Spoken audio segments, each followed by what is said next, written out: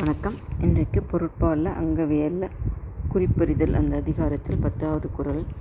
நுண்ணியம் என்பார் அளக்குங்கோல் காணுங்கால் கண்ணல்லது இல்லை பிற. நுண்ணியம் என்பார் அளக்குங்கோல் காணுங்கால் கண்ணல்லது இல்லை பிற. எளிமையான பொருள் பார்த்திங்கன்னா, அதாவது ஒரு விஷயத்தை அளக்கின்ற கோலில் மிகவும் சிறந்தது அப்படின்னா கண்ணை தவிர வேறொன்றும் இல்லை அப்படின்னு சொல்கிறார். இப்போ இந்த குறிப்பறிதல் அப்படிங்கிறதுல பார்த்திங்கனாக்கா நிறைய விஷயங்களை வச்சு குறிப்பறிய முடியும்.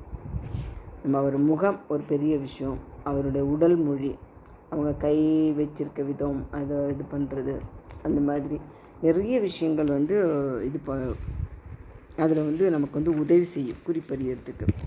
நோக்கு அப்படின்றது ஒன்று, வடிவு அப்படிங்கிறது ஒன்று, சொல், செயல், கூட்டுறவு, அப்புறம் பொருள், மற்றவங்க 2 பேர் கூட இருக்கும்போது அவங்க பேசிக்கிற விதம், அது எல்லாமே நமக்கு ஒரு விஷயத்தை சொல்லி கொடுக்கும். ஆனால் அவை எல்லாவற்றிலும் தலை சிறந்தது கண் அப்படின்னு சொல்கிறாரு.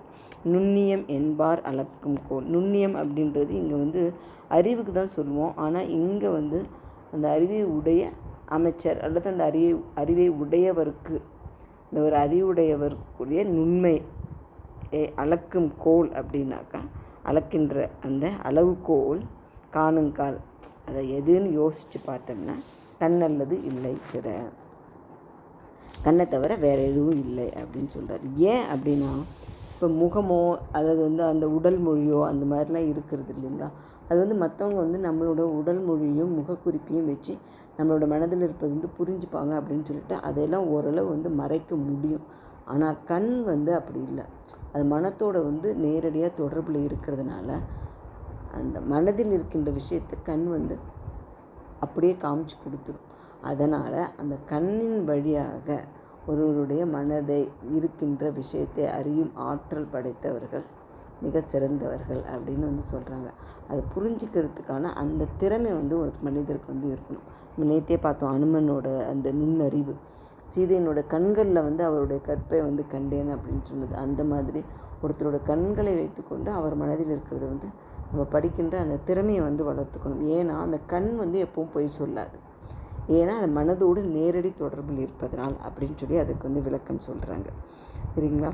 இன்னொன்று சொல்கிறாங்க, அந்த நுண்ணியம் அப்படின்னு அந்த அமைச்சரை அலைக்கழிக்கும் கோல் அப்படின்றது மாதிரியும் பாடபேதம் சொல்கிறாங்க. ஆனால் அது நிறைய பேர் ஒத்துக்கிறது இல்லை.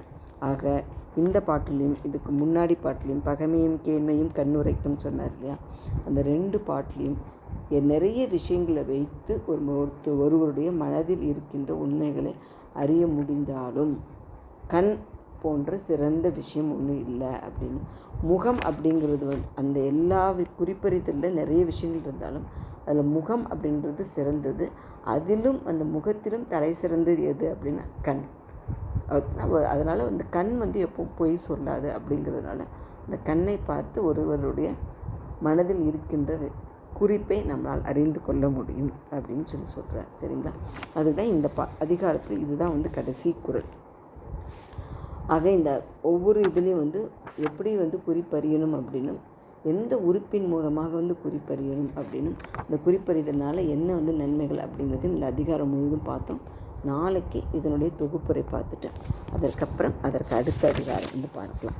அது அவை அறிதல் அப்படின்னு வரும். சரிங்களா? நன்றி, வணக்கம். நாளை தொகுப்பு.